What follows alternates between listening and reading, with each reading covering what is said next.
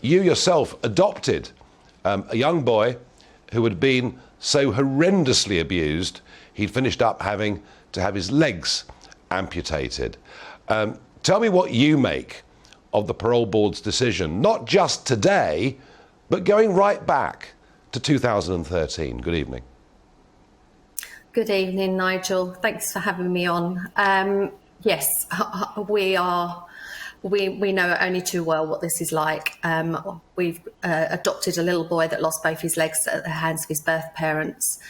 Absolutely appalled and shocked that the Parole Board have allowed her again to walk free, in theory. She was given a chance before and broke her remand conditions. It just shows how important Tony's law that was had royal assent last week, how important that is, because going back to this case... Would you please, Paula, please explain that to the audience. OK, so in Tony's case, both his parents were sentenced to the maximum that they could be because he survived, which was 10 years. Since then, back in 2018, I've campaigned tirelessly with my MP and had the full backing of Dominic Raab recently as well to increase sentences. So, as in the case of baby P, where the maximum for causing or allowing the death of a child was only 14 years, from now it could be life imprisonment. And that shows that actually Tony's law was needed to be brought in way before now, because obviously her case, it would have shown then that she could have been sentenced to life. Yeah, and I'm sure that actually gets wide, broad public support. But when it comes to the Parole Board, what do you think needs to be done there? I agree with Dominic Raab. There needs to be a complete overhaul of the Parole Board. The fact that she broke her licence conditions last time, indicates that she isn't fit to be out.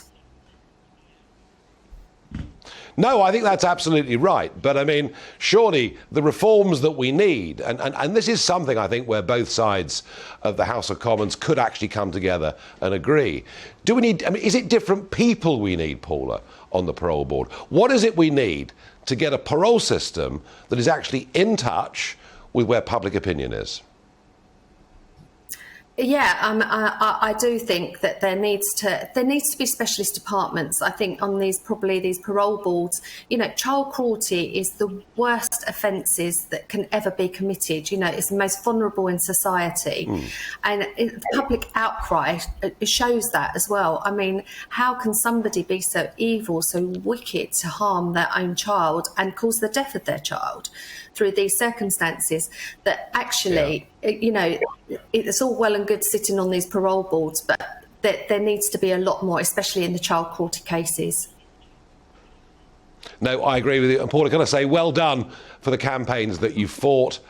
You've stood up very, very bravely in doing this. And I hope, as I say, that both sides of the House of Commons get together and really will never eliminate terrible things from happening. But I do think that the punishment really ought to fit the crime.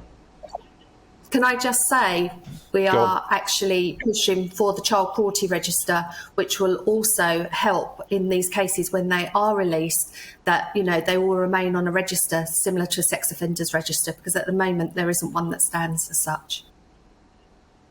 No, well, there's a lot more work to do. You've made a very good start, and I thank you for coming on and joining me tonight on GB News.